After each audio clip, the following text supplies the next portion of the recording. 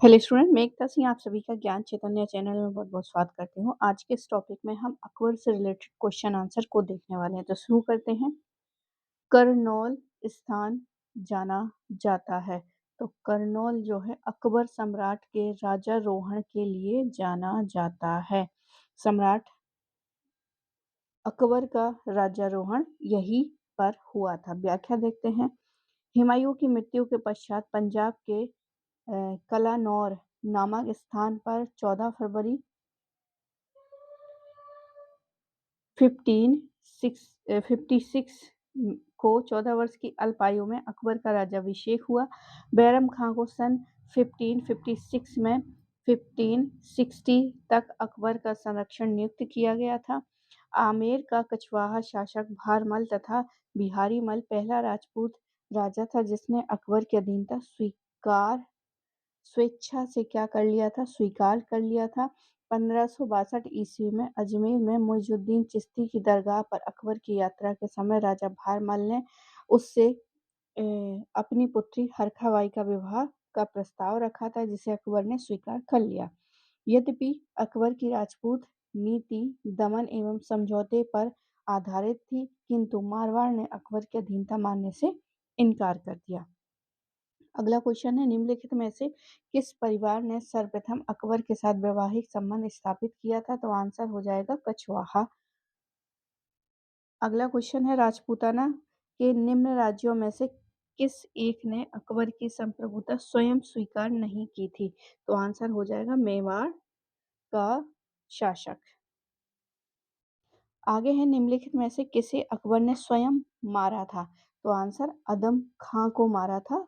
अदम खां अकबर की धाय महाअंगा का पुत्र था। पर्दा शासन काल में महाअंगा काफी प्रभावशाली हो गई थी, इसी कारण अदम खां का प्रभाव भी अधिक था। अतः इसी प्रभाव के अहंकार में अदम खां ने शमशुद्दीन अख्ता की हत्या कर अकबर के शयन कक्ष की ओर जो है बढ़ता है। अकबर ने इस धृष्टता के कारण अदम खां को मारकर जो है छत से फेंक दिया था। अगला क्वेश्चन देखते हैं। अगला क्वेश्चन है, रानी दुर्गावती के विरुद्ध मुगल अभियान का नेतृत्व किसने किया था? तो आंसर हो जाएगा आसफ खान ने। रानी दुर्गावती के विरुद्ध मुगल अभियान का नेतृत्व आसफ खान ने किया था। रानी दुर्गावती के विरुद्ध जो है मुगल अभियान का नेतृत्व अकबर के रिश्तेदार आसफ खान ने किया था। 1564 में गढ़कटंगा के युद्ध में मुगलों की विजय होती है।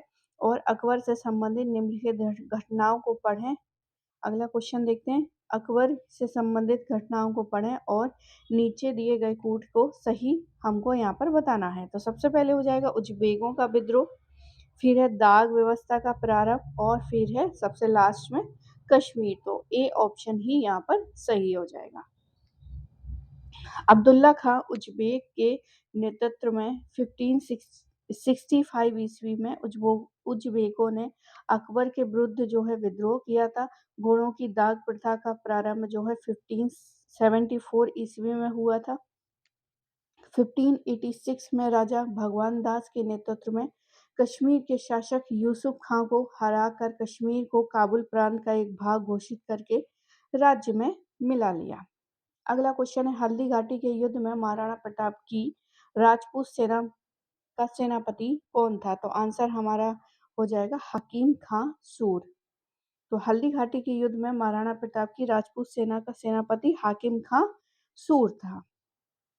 हल्दी घाटी मुगल सेना तथा महाराणा प्रताप के मध्य हुआ था। इसमें मुगल सेना का नेतृत्व जो है मान सिंह कर रहा था, वहीं दूसरी तरफ महाराणा प्रताप की सेना का सेनापति जो है हकीम खां सूर था।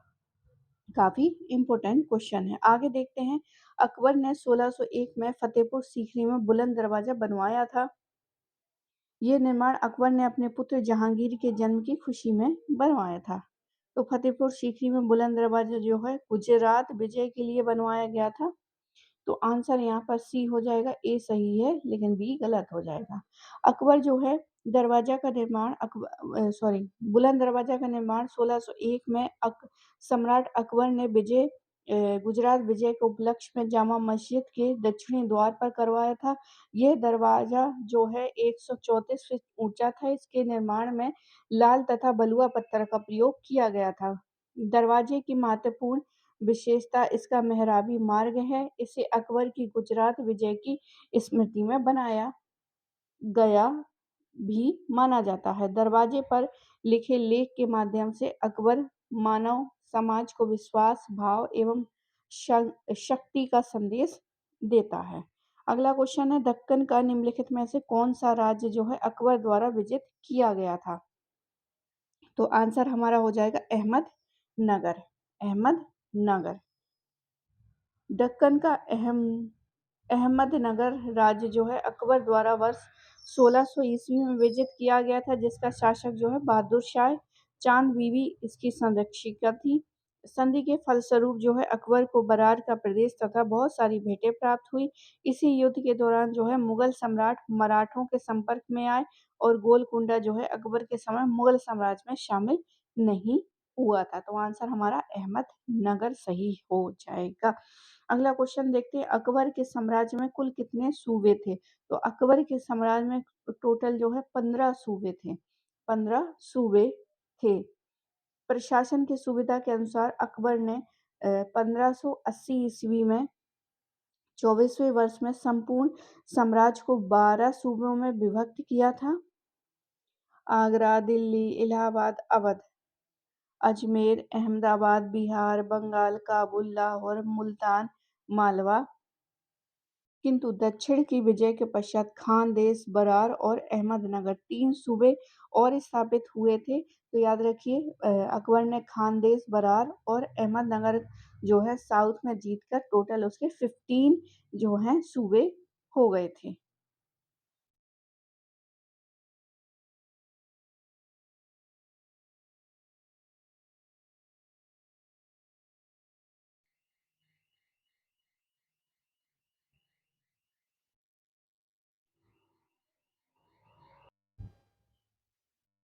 अगला क्वेश्चन है अकबर के राज्यकाल में दक्षिण में निम्न में से कौन सा एक प्रांत जो है मुगल राज्य का भाग नहीं था? तो आंसर गोलकुंडा हो जाएगा। बाकी अहमदनगर, बरार, खानदेश ये तो सम्मिलित थे लेकिन गोलकुंडा सम्मिलित नहीं था। मुगल शासकों द्वारा प्रचलित मनसबदारी प्रथा की उत्पत्ति हुई थी। तो ये मध्य एशिया में जो है मनसबदारी प्रथा की उत्पत्ति हुई थी। मनसबदारी व्यवस्था की उत्पत्ति मध्य एशिया में हुआ था। मनसब अर्थात पद का निर्धारण अंकों के माध्यम से होता था। सैन्य व्यवस्था की यह प्रणाली दशमलव पद्धति पर आधारित थी, जिसे मंगोलों की सैन्य व्यवस्था में देखा जा सकता था। मनसबदारी प्रणाली जो है मंगोल सैन्य प्रणाली का आधार थी, जो कि दशमलव पद्धति पर आधारित थी। भारत में अकबर ने अपने शासन के 11वें वर्ष में इस प्रणाली को अपनाया था। इस समय इसमें केवल जात व्यवस्था थी और जो है अकबर के 40वें वर्ष में सवार पद जो है इसमें ऐड किया। तो जात और सवार ये दोनों जो है मनसबदारी के ही हिस्सा हैं। जात में जहाँ मनसबदार के पद स्थिति का पता चलता है, वहीं सवार जो है घुड़सवार यानी दस्ते की संख्या का बोध होता है। मनसबदार के अंतर्गत सैन्य तथा असैन्य दोनों प्रकार के पद सम्मिलित थे। ये व्यवस्था स्थानीय और आनुवंशिक नहीं थी। आगे देखते हैं मनसबदारी व्यवस्था थी। तो यहाँ पर शासकीय नियुक्तियों द्वारा शासक जो नियुक्त कर दे उसी के अनुसार जो है हुआ करती थी। तो डी ऑप्शन सही हो जाएगा। आगे देखते हैं निम्नलिखित में से मुगल मनसबदारी व्यवस्था के विषय में कौन सा एक सत्य नहीं है? तो मनसबदारी मुख्यतः वंशानुगत अधिकारी होते थे। ये सत्य नहीं है। वंशानुगत नहीं होती थी। प्रत्येक मनसबदार परिचय मीर बख्शी के माध्यम से होता था। मनसबदारों का वेतन जो है जागीर के रूप में देय होता था। मतलब इनको कैश नहीं या फिर किसी भी प्रकार का भुगतान नहीं किया जाता था, बल्कि इनको जागीर दी जाती थी। मनसबदारों को सशर्त मशरूत पद भी प्राप्त होता था। अगला क्वेश्चन है, मनसबदारी व्यवस्था के संदर्भ में कौन-सा कथन सही है? सबसे पहला, मनसबदारी व्यवस्था राज्य के कुलीन वर्ग से संबंधित थी, जिसे अकबर ने प्रारंभ किया था। मनसबदारी का पद पैतृक नहीं था, तो दूसरा जो है वो गलत हो जाएगा, केवल एक जो है वो सही हो जाएगा। तो मनसबदारी व्यवस्था जो है कुलीन वर्ग से संबंधित थी, जिसे अकबर ने प्रारंभ किया था।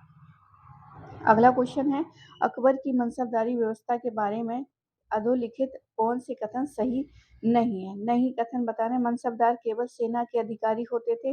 मनसबदारों की 33 श्रेणियां थी। मनसबदार पर आनुवांशिक आधार पर प्रदान किए जाते थे, तो गलत नहीं है ये हमको बताना। तो थर्ड वाला जो है वो गलत है। सभी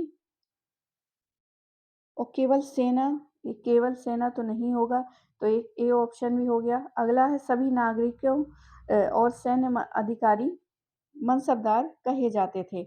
आगे, जात और सवार से मनसबदारी की श्रेणी निर्धारित की जाती थी। तो जात और सवार, सवार घुड़सवार से रिलेटेड था, तो ये भी गलत हो जाएगा। तो 1, 3 और 5 ए सॉरी यहाँ पर जो है पहला और तीसरा, बाकी जो है सारे सही है। यहाँ पर जात और सवार से मनसबदारी की श्रेणी निर्धारित होती थी, बिल्कुल होती थी। तो यहाँ पर 1 और 3 यहाँ पर सही हो जाएगा।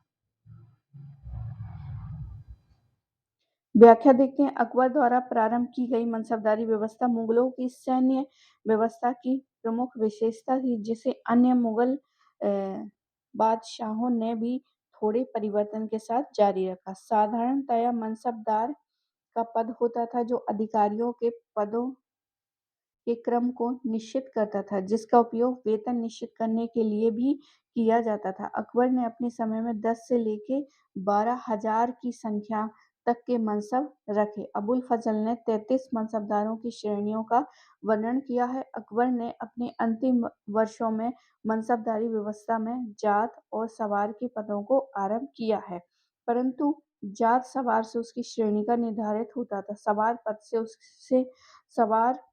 पद जात पद से अधिक नहीं हो सकता था।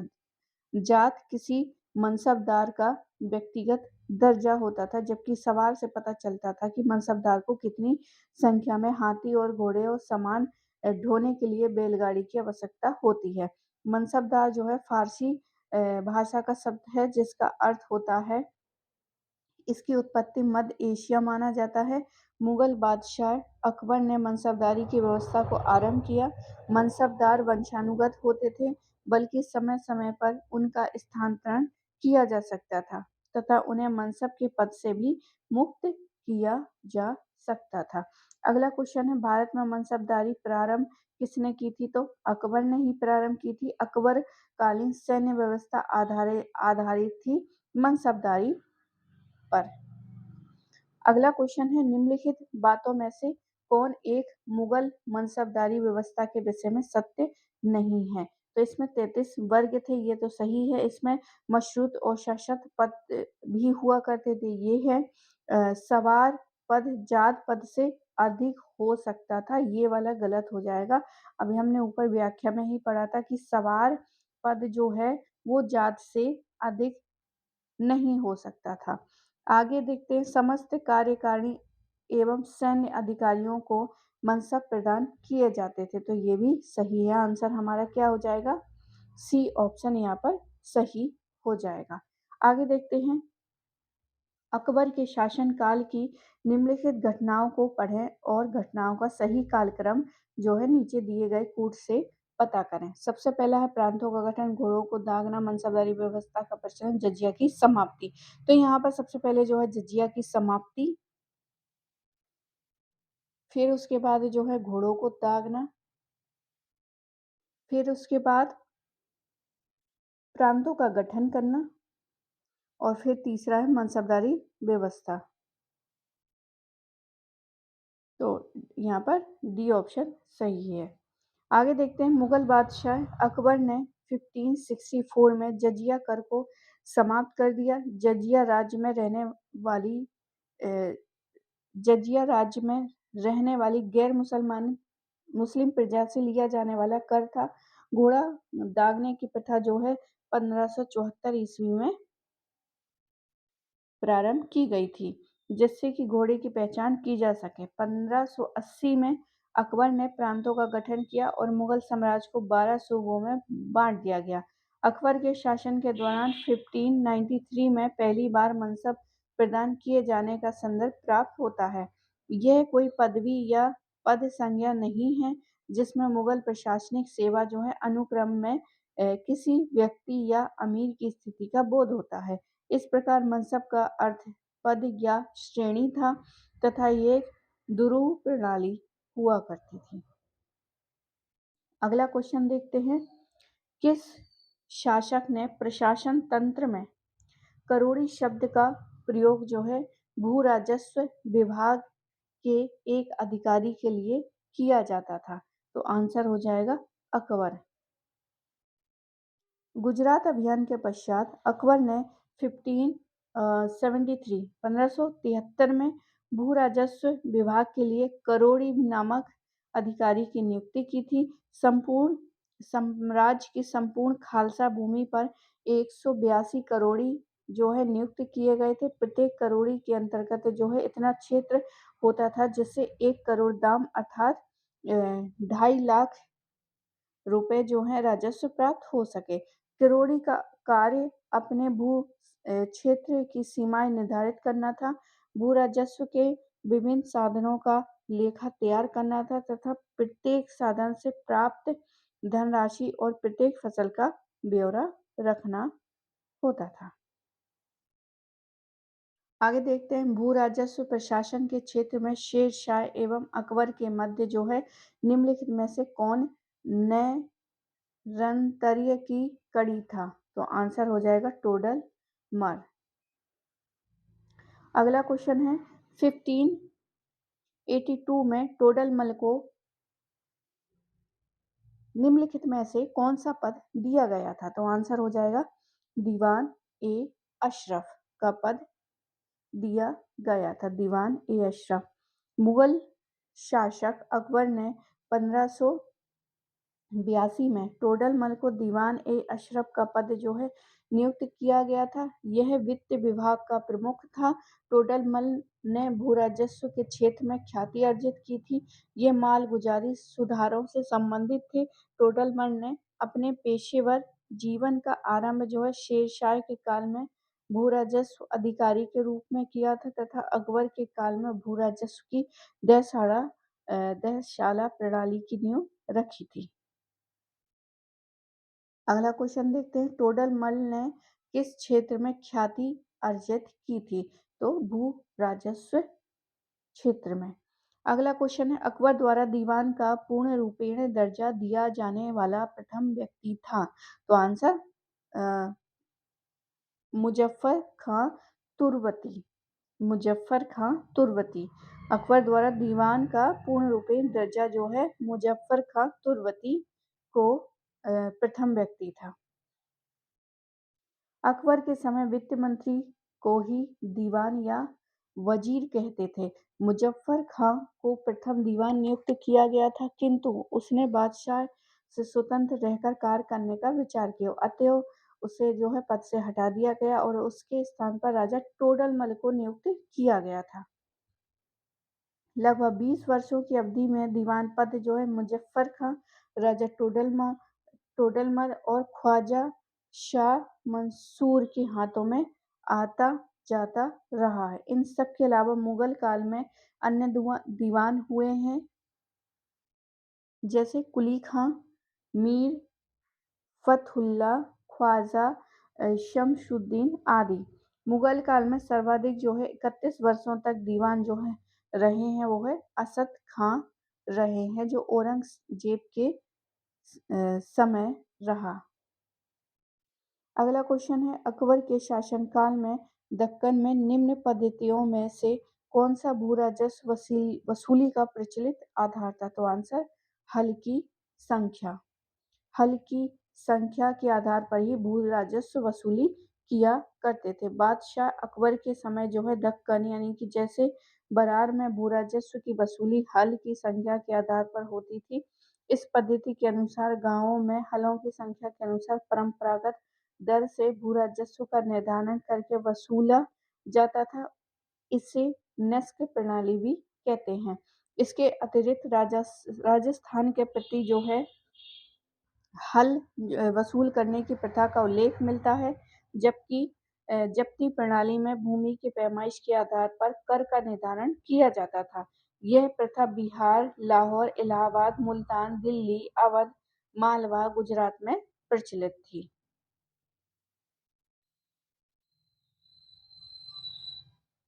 आगे देखते हैं। अकबर के शासनकाल में सबसे पहले कौन सी घटना हुई थी? तो तीर्थ यात्रा कर का उन्मूलन। तीर्थ यात्रा कर का उन्मूलन अकबर के काल में सबसे पहले हुई थी। अकबर के शासनकाल में सबसे पहले तीर्थ यात्रा कर का उन्मूलन किया गया। सन 1563 में अकबर ने धार्मिक सहिष्णुता का परिचय देते हुए हिंदू तीर्थ स्थानों पर लगाए जाने वाले जजिया कर को हटा लिया। तत्पश्चात वर्ष जो है 1576 में हल्दी घाटी का युद्ध और 1575 में इबादत खाने की स्थापना तथा वर्ष 1582 में दीन ए इलाही को प्रारंभ करने जैसे कई महत्वपूर्ण कार्य किए। आगे देखते हैं। दीन ए इलाही की घोषणा की गई 82 में की गई थी, यहाँ पे 81 है तो 82 में की गई। मुगल सम्राट अकबर द्वारा प्रारंभ किया गया समरूप धर्म था। इसमें सभी धर्मों के मूल तत्वों का समावेश किया गया।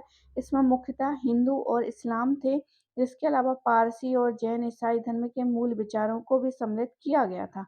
हालांकि इस धर्म के प्रचार के लिए उसने ज़्यादा कुछ नहीं किया, केवल अपने विश्वास लोगों को ही उसमें सम्मिलित किया था। दबिस्तान ए मजाहिब यानी मोहसिन फानी के अनुसार अकबर के पश्चात जो है 21 लोगों ने इस धर्म को अपनाया था।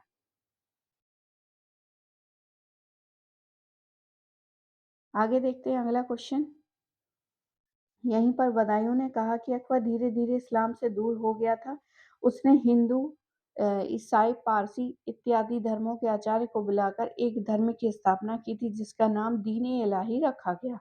बीरबल इस धर्म को अपनाने वाला एकमात्र हिंदू हुआ और काबुल से लौटने के बाद अकबर नए धर्म का संस्थापक एवं प्रधान बन गया। ये जो कथन है विलियम हॉकिंस का है। अगला क्वेश्चन है दबिस्तान ए मजाहिब जो अकबर के दीन इलाही की चर्चा करता है का लेखक कौन है? तो आंसर हो जाएगा मोहसिन फानी। मोहसिन फानी। अगला क्वेश्चन है, ये काफी इंपॉर्टेंट क्वेश्चन है। दबिस्तान ए मजाहिब के लेखक जो है मोहसिन फानी। आगे देखते हैं। किस इतिहासकार ने दीन इलाही को धर्म कहा है? तो आंसर हो जाएगा अब्दुल कादिर बदायूनी। अब्दुल कादिर बदायूनी। अगला क्वेश्चन है निम्नलिखित में से किसने अकबर के दीन इलाही को ग्रहण किया था? तो बीरबल ने किया था, जो एकमात्र हिंदू था। अगला क्वेश्चन है दीन इलाही अकबर की मूर्खता का स्मारक था, बुद्धिमत्ता का नहीं। यह कथन किसका है? तो वी ए स्मिथ का है। किसका है? वी ए स्मिथ का है। अगला क्वेश्चन देखते हैं, इसकी व्याख्या देखते हैं। डॉक्टर वी ए स्मिथ ने दीन इलाही को अकबर की साम्राज्यवादी भावनाओं का शिशु तथा उसकी राजनीतिक महत्वाकांक्षाओं का एक धार्मिक जामा कहकर पुकारा है। वह कहता है कि दीन इलाही अकबर के अहंकार एवं निरंकुशता की भावना की उपज थी। यह उसकी बुद्धिमत्ता का नहीं, मूर्खता का स्मारक था। आगे देखते हैं किसका कथन है। काबुल से लौटने के बाद अकबर एक नए धर्म का संस्थापक और प्रधान बन गया। तो ये हॉकिन हॉकिंस का है, विलियम हॉकिंस का। अब इस कथन को अगर हम देखें तो यहाँ पर ये दिया गया है। ये विलियम हॉकिंस ने ये कहा है। काबुल से लौटने के बाद अकबर नए धर्म का संस्थापक और प्रधान बन गया है, हॉकिंस। अगला क्वेश्चन देखते हैं।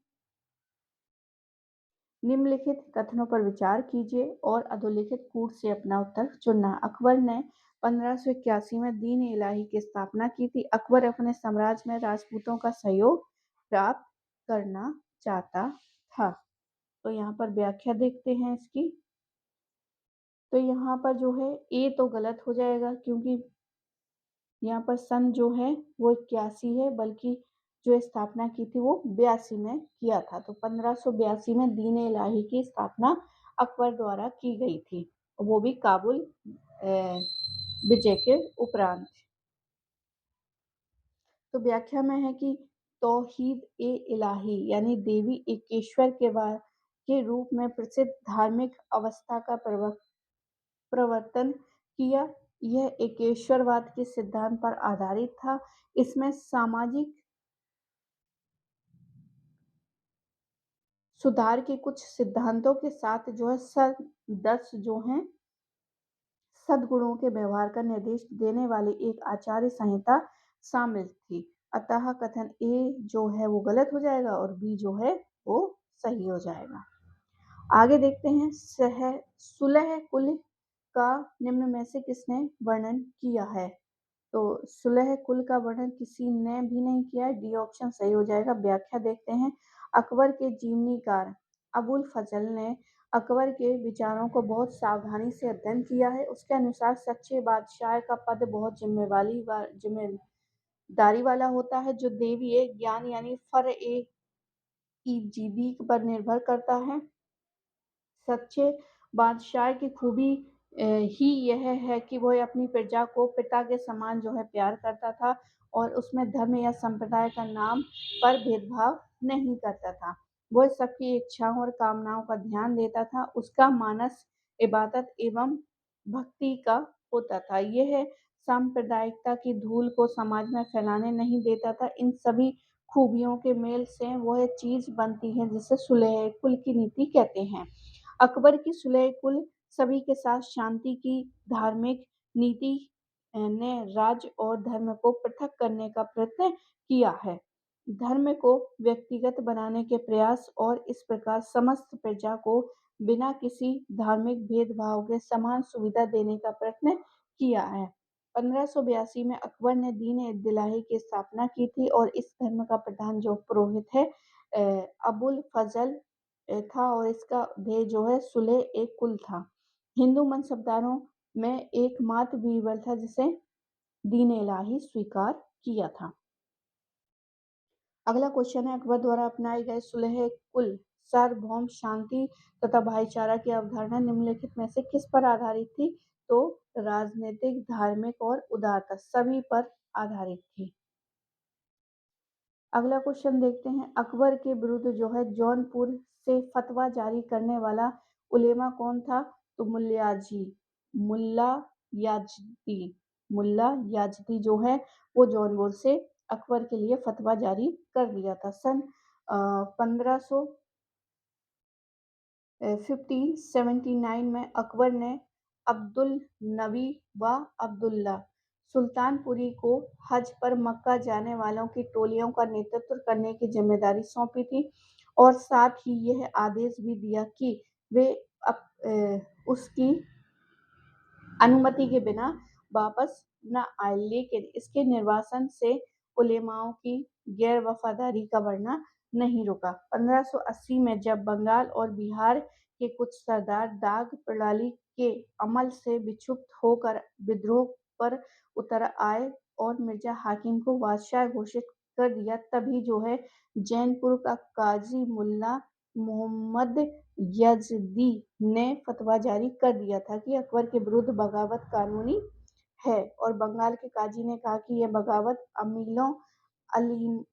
आलिमों को मद ए मास से वंचित करने के कारण बरपा खुदाई कहर है।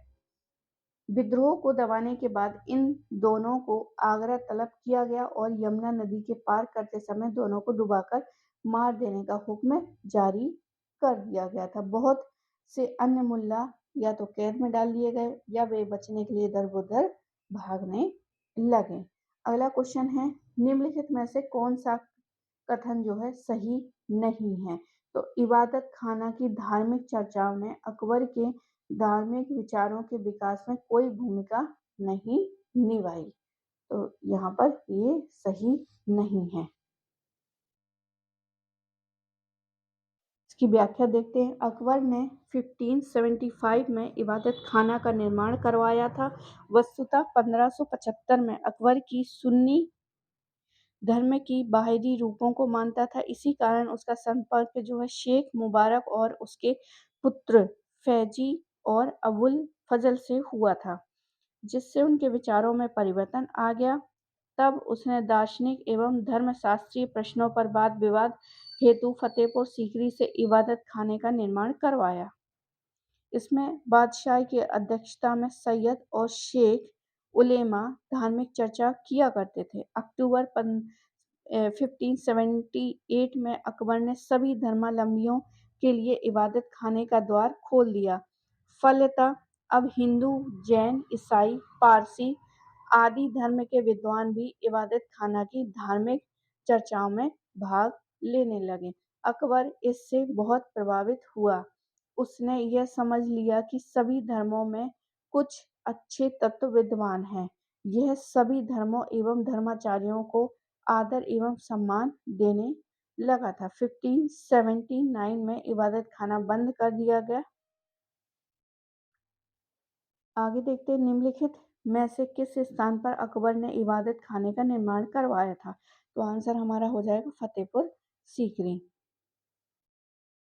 निम्न में से किसने 1579 के मजहर को तैयार किया गया था? तो आंसर शेख मुबारक। शेख मुबारक और उसके पुत्र फैजी व अबुल फजल द्वारा की गई थी। मजहर जारी करने की प्रेरणा जो है शेख मुबारक, उसके पुत्र फैजी और अबुल फजल द्वारा दी गई थी प्रेरणा। तो व्याख्या देख लेते हैं। मुगल सम्राट जो है अकबर द्वारा धार्मिक और भौतिक सत्ता को अपने हाथों में केंद्रित करने का विविध कार्य जो है अगस्त सितंबर 1579 में मजहर नामक दस्तावेज द्वारा हुआ। मजहर जारी करने की प्रेरणा जो है शेख मुबारक द्वारा अपने पुत्र फैजी व अबुल फजल द्वारा की गई। मजहर ने अकबर को यह अधिकार दिया कि उलेमाओं में किसी विषय में मतभेद होने की दिशा में वह साम्राज्य की ज़रूरतों को ध्यान में रखते हुए किसी एक विचार को जिसे वह सर्वोत्तम समझे मान्यता दे सकता है। अकबर को रिआया यानी प्रजा की भलाई के लिए कोई भी फरमान जारी करने का अधिकार दिया गया, बशर्ते इसमें कुरान के कानूनों का उल्लंघन न हो। मजहर का प्रारूप अकबर के राजकीय कवि फैजी के पिता शेख मुबारक ने तैयार किया था। आगे देखते हैं। तो यहाँ से जो है यूजीसी नेट जो है क्वेश्चन पूछा है कि जो है तैयार किसने करवाया था? तो शेख मुबारक द्वारा तैयार करवाया गया था प्रारूप। आगे देखते हैं, अकबर के शासनकाल में निम्नलिखित घटनाओं को तिथि क्रमानुसार व्यवस्थित कीजिए। तो सबसे पहले जजिया कर, इबादत खाने का निर्माण, मजहर का हस्ताक्षर हस्ताक्षर, दीन ए इलाही की स्थापना। तो आंसर हमारा ए हो जाएगा। अब जजिया की समाप्ति जो है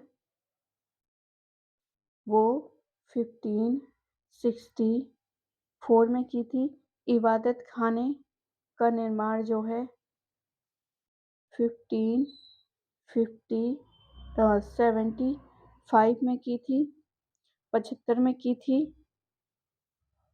और मजहर पर हस्ताक्षर जो हैं 1582 में, और दीन इलाही की स्थापना जो है सॉरी यहाँ पर 79 में की थी, 79 और 1582 में मजहर की घोषणा यानी कि दीन इलाही की घोषणा की थी। अगला क्वेश्चन है, किस मुगल सुल्तान सम्राट ने दीवान ए वजीरत ए कुल नाम से नए पद का गठन किया था। तो आंसर हमारा अकबर हो जाएगा। अकबर के शासन के 8वें वर्ष में ही वकील से वित्तीय अधिकार लेकर दीवान वजीरत ए कुल नामक नए पदाधिकारी को प्रदान किया गया। मुजफ्फर खां को इस पद पर प्रथम बार जो है नियुक्त किया गया था। तो दीवान ए वजीरात ए कुल जो है मुजफ्फर खां सही आंसर हो जाएगा। अगला क्वेश्चन देखते हैं। अकबर ने शेरशाह की तरह ही राज्य के सिक्कों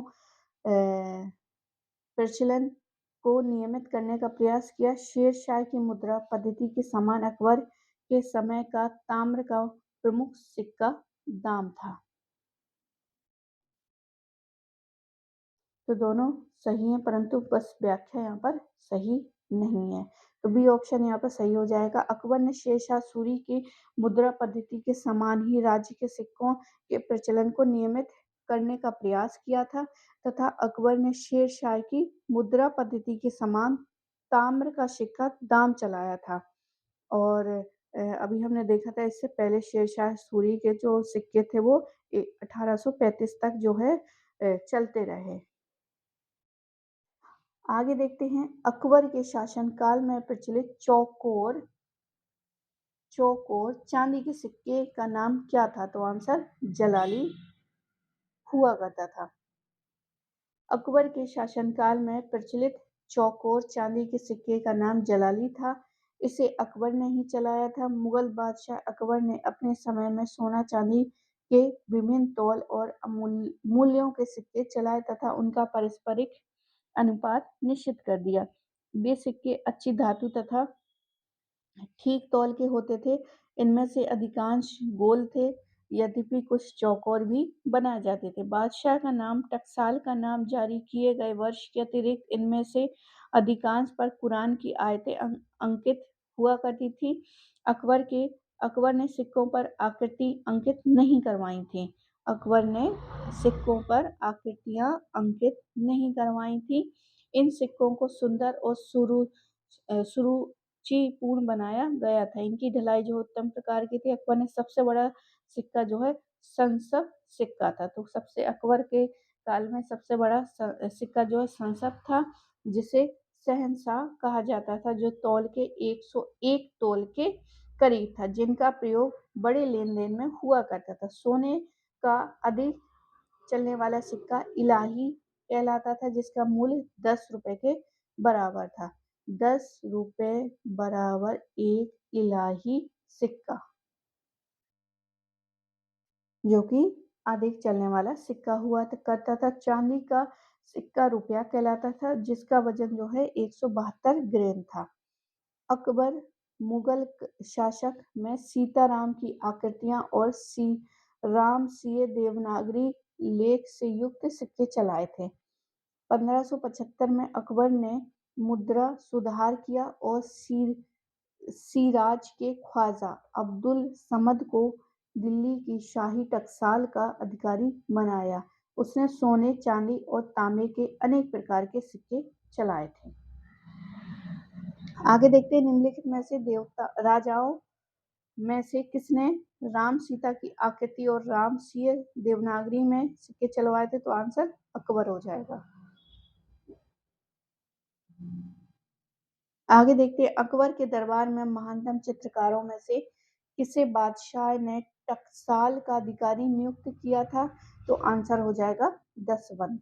दसवंत को टकसाल का अधिकारी नियुक्त किया था अकबर ने।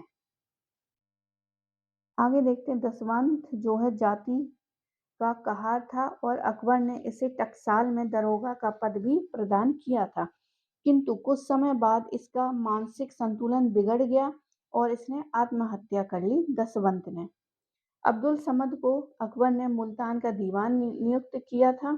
तो मुल्तान का दीवान जो है अब्दुल समद को। अकबर के दरबार में अनेक कुशल चित्रकार थे। अबुल फजल ने अपनी रचना आईने अकबरी में चित्रकारों के नाम दिए हैं। तो यहाँ पर कुछ इंपॉर्टेंट है, जैसे मीर सैयद अली, ख्वाजा अब्दुल समद, फारूक बेग, मिस्किन, दसवंत, बसावंत, केशवदास, मुकुंद, जगन्नाथ, माधव, महेश, खेमकरण, तारा, सांवल दास और हरिवंश इत्यादि। अगला क्वेश्चन है, निम्नलिखित चित्रकारों में से अकबर ने किसे सुल्तान का दीवान बनाया था? तो आंसर हो जाएगा अबुल समद को। अगला क्वेश्चन है, निम्नलिखित सुल्तानों में से किसकी मुद्रा अकबर के समय तक विनिमय का माध्यम रही है? तो आंसर बहलोल लोदी की। बहलोल लोदी की जो मुद्रा है वो अकबर के समय तक विनिमय का माध्यम रही है। बहलोल लोदी ने बहलोली सिक्के का प्रचलन करवाया था। ये सिक्के अकबर के समय तक उत्तरी भारत में विनिमय का मुख्य माध्यम बनी रही।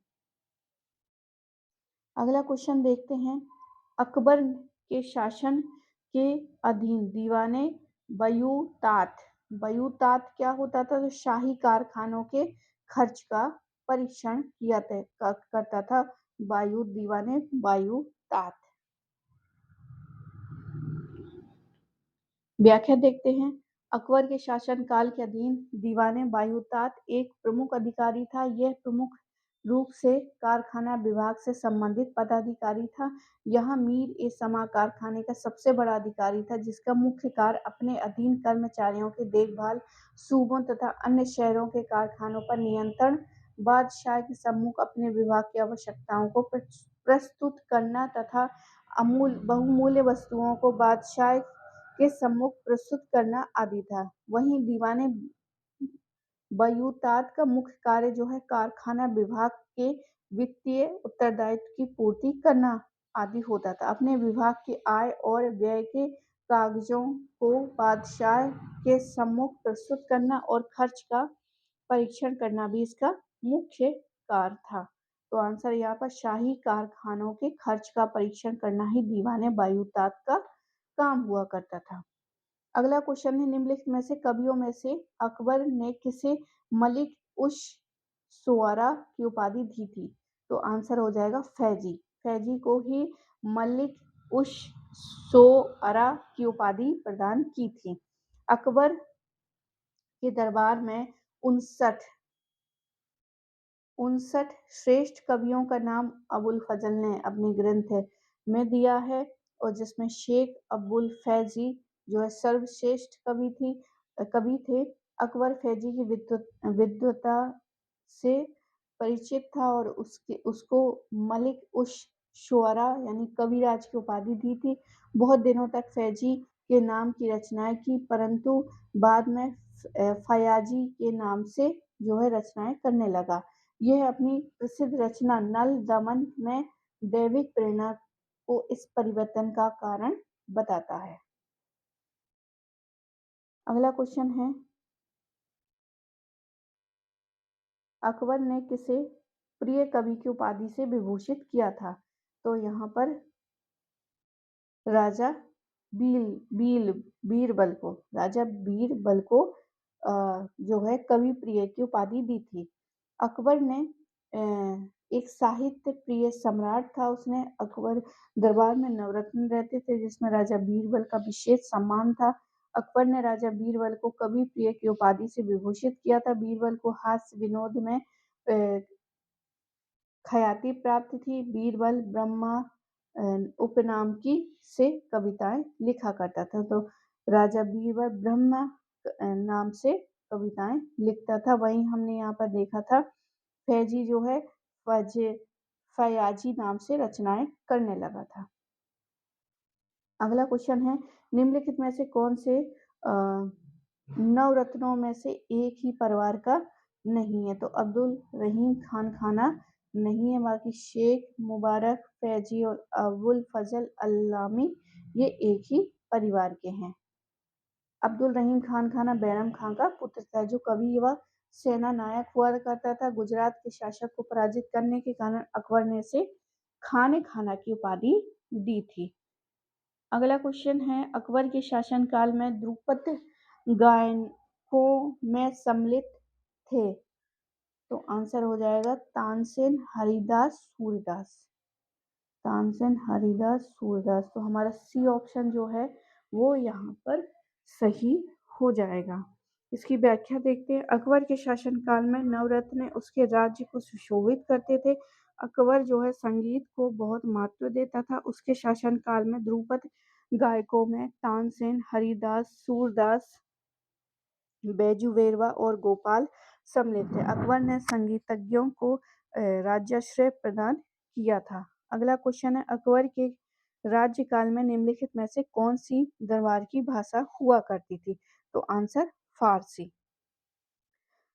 अकबर के शासनकाल में फारसी भाषा दरबार की प्रमुख भाषा थी। इसके अतिरिक्त इस काल में फारसी भाषा के विकास के लिए शासकीय तौर पर महत्वपूर्ण प्रयास किए गए।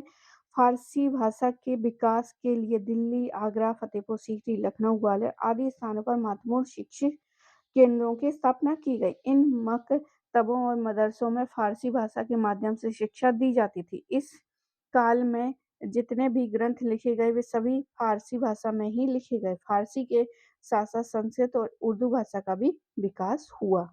अगला क्वेश्चन है, इंग्लैंड की रानी एलिजाबेथ प्रथम का समकालीन भारतीय राजा था? तो अकबर ही था। एलिजाबेथ प्रथम का समय जो है 1558 से लेकर 1603 तक था। यह हेनरी अष्टम और एनी बोलीन की पुत्री थी जो 1580 58 ईस्वी से 1603 तक इंग्लैंड की महारानी रही हैं। स्पेनिश आर्मेडा की पराजय इसी के शासन में हुई थी। महान साहित्यकार शेक्सपियर इसके राज्यकाल में था। भारत में इस समय अकबर का साम्राज्य था। अकबर 1556 में दिल्ली की गद्दी पर बैठा था और 1605 तक भारत का शासक रहा। इसी समय एलिजाबेथ का भी था। एलिजाबेथ के समय में 1600 में ईस्ट इंडिया कंपनी की स्थापना हुई थी। अगला क्वेश्चन है, किस चिश्ती संत के दरगाह पर अकबर दर्शन हेतु अधिक जाता था? तो आंसर हो जाएगा मुइजुद्दीन चिश्ती की दरगाह पर। शेख मुइजुद्दीन चिश्ती का जन्म जो है 1141 में हुआ था। इसकी दरगाह अजमेर में स्थापित है। अकबर के शासनकाल में यह महत्वपूर्ण रूप से उभरा और अकबर दर्शन के लिए यहाँ अधिक जाता था। वह प्रसिद्ध जैन आचार्य कौन था जिसको अकबर ने बहुत सम्मानित किया था? तो आंसर हो जाएगा हरि विजय सूरी।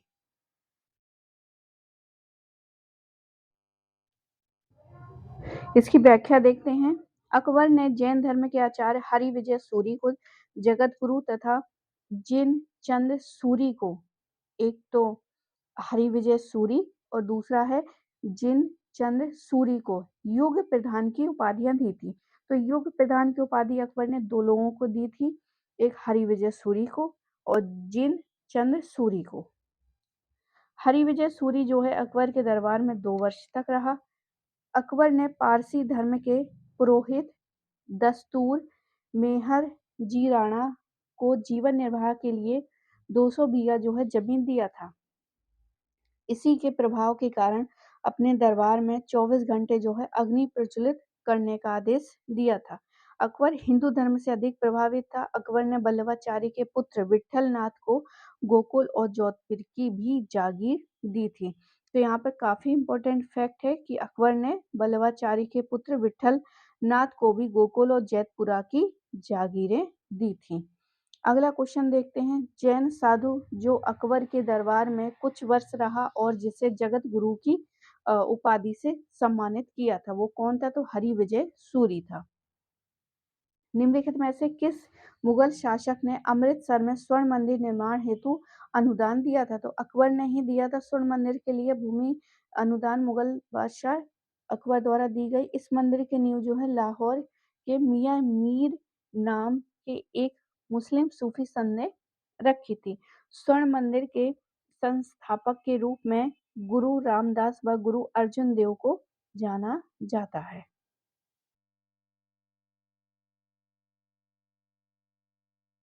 अगला क्वेश्चन है, निम्नलिखित बादशाहों में से किसको एक प्रबुद्ध निरंकुश कहा जा सकता है? तो answer C option. Akbar Mughal काल का एक महान शासक था जिसने अपने सत्ता का संचालन दीनदारी से नहीं, दुनियादारी से किया है। उनका शासन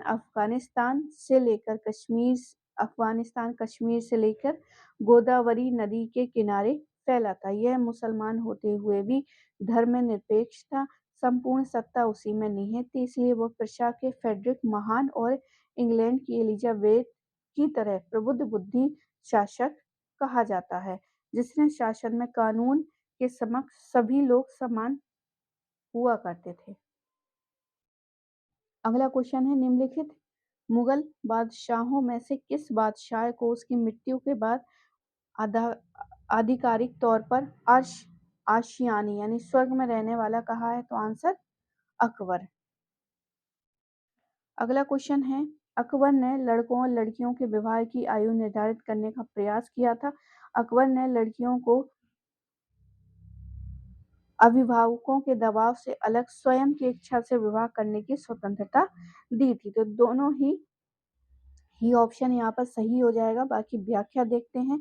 अबुल फजल के अनुसार अकबर जो है मध्यकालीन भारत का पहला ऐसा शासक था जिसने विवाह की उम्र निर्धारित करने का प्रयास किया था और अकबर ने लड़के की उम्र जो है 16 वर्ष करनी चाहिए और लड़की की 14 वर्ष निर्धारित की थी। उसने बाल विवाह रोकने के लिए तुर्बेग नामक अधिकारी की नियुक्ति की थी। अकबर ने विवाह के लिए माता पिता की स्वीकृति के साथ दूल्हा दुल्हन की आपसी सहमति आवश्यक बना दिया गया था। अंतरजातीय विवाह को मान्यता दी तथा कन्या वध पर प्रतिबंध लगाया था। अकबर ने 1587 में विधवा पुनर्विवाह को कानूनी बनाया था। इसमें बहुपत्नी विवाह की प्रथा को भी अस्वीकृत किया गया था। अकबर ने कुछ सामाजिक परंपराओं और व्यक्तिगत मान्यताओं पर अंकुश लगाया था। उसने यह कार्य सुधार की दृष्टि से किया था। उदाहरण के तौर पर उसने आज्ञा दी कि आदमी को एक ही स्त्री से विवाह करना चाहिए। वह तभी दूसरा कर सकता है जबकि पहली पत्नी बंध्या हो। अगला क्वेश्चन निम्नलिखित में से किसने यह आज्ञा दी थी कि आदमी को एक ही स्त्री से विवाह करना चाहिए और वह तभी कर सकता है जब उसकी पत्नी क्या हो? बांध्य हो। तो आंसर अकबर हो जाएगा। तो आई होप आपको ये वीडियो पसंद आया होगा। पसंद आया तो प्लीज़ लाइक करें, शेयर करें, सब्सक्राइब करें। मिलते हैं हम अगले वीडियो में। पूरा वीडियो देखने के लिए आप सभी का बहुत बहुत धन्यवाद।